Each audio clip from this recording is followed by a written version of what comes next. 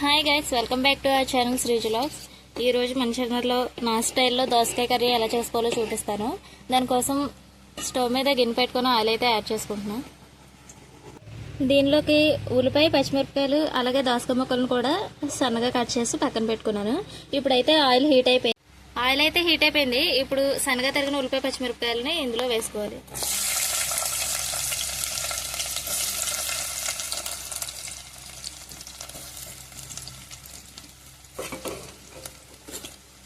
ఇవి కలుపుకుంటూ మధ్య మధ్యలో గోల్డెన్ బ్రౌనిష్ కలర్స్ వరకు వేయించుకోవాలి.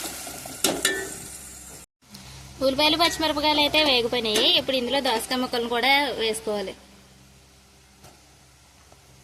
దోసకాయ ముక్కలు సన్నగా కట్ చేసుకుంటే కర్రీ టేస్ట్ కూడా బాగుంటుంది.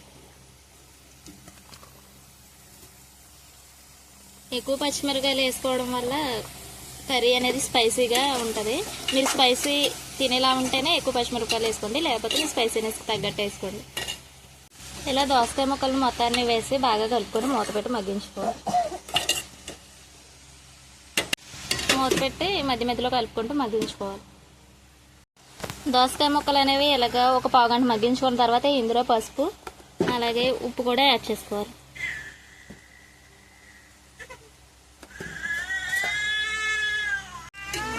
ఇలా యాడ్ చేసుకొని బాగా కలుపుకొని మూత పెట్టి మళ్ళీ మగ్గించుకోవాలి. ఉప్పు, పసుపు వేయడం వల్ల దోసకాయ ముక్కలు అనేవి ఇంకా బాగా మెత్తగా అయితే మగ్గుతాయి. ఇప్పుడు మూత పెట్టి ఒక 10 నిమిషాలు మగ్గించుకోండి. దోసకాయ ముక్కలు కూడా బాగా మగ్గిపోయినాయి. చూసారు కదా, ఉప్పు, పసుపు వేసిన తర్వాత ఎంత బాగా మగ్గినాయో. ఇప్పుడు కారం అయితే యాడ్ చేసుకోండి.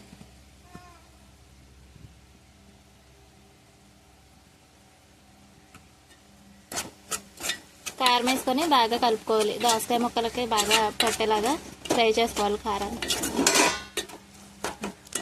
కారం వేసి ఇలా 2 నిమిషాలు ఫ్రై చేసిన తర్వాత కర్రీకి సరిపడా వాటర్ అనేది యాడ్ చేసుకోవాలి. ఆల్రెడీ దోసకాయ ముక్కలు బాగా మగ్గిపోయినాయి కాబట్టి ఎక్కువ వాటర్ ఏమీ యాడ్ చేయవసరం లేదు. ఇలా వాటర్ యాడ్ చేసుకొని ఒక 15 మినిట్స్ లో ఫ్లేమ్లో కుక్ చేసుకోవాలి. లో ఫ్లేమ్లో 15 మినిట్స్ అయితే ఉడికించుకున్నాం. కర్రీ అయితే రెడీ అయిపోయింది.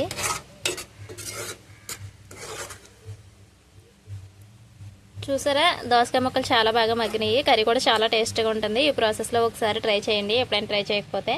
అలాగే మన వీడియోని మీరు కనుక ఫస్ట్ టైం చూస్తున్నట్లయితే సబ్స్క్రైబ్ చేసుకోవడం మర్చిపోకండి. Thank you for watching. Bye bye.